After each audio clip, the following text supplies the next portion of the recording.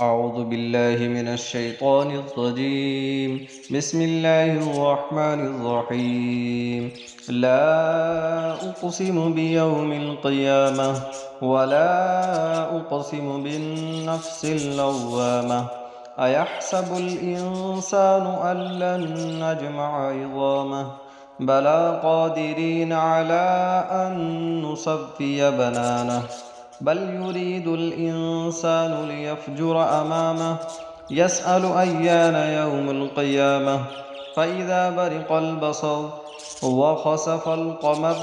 وجمع الشمس والقمر يقول الإنسان يومئذ أين المفر كلا لا وزر إلى ربك يومئذ المستقر ينبأ الإنسان يومئذ بما قدم وأخر بل الإنسان على نفسه بصيرة ولو ألقى معاذيره لا تحرك به لسانك لتعجل به إن علينا جمعه وقرآنه فإذا قرأناه فاتبع قرآنه ثم إن علينا بيانه كلا بل تحبون العاجلة وتذرون الآخرة وجوه يومئذ ناظرة إلى ربها ناظرة ووجوه يومئذ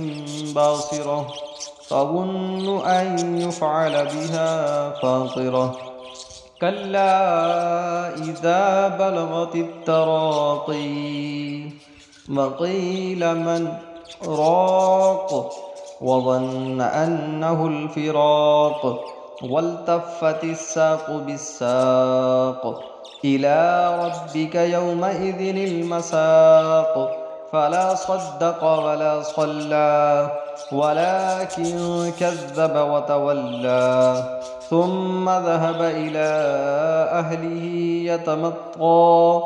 أولى لك فأولى ثم أولى لك فأولى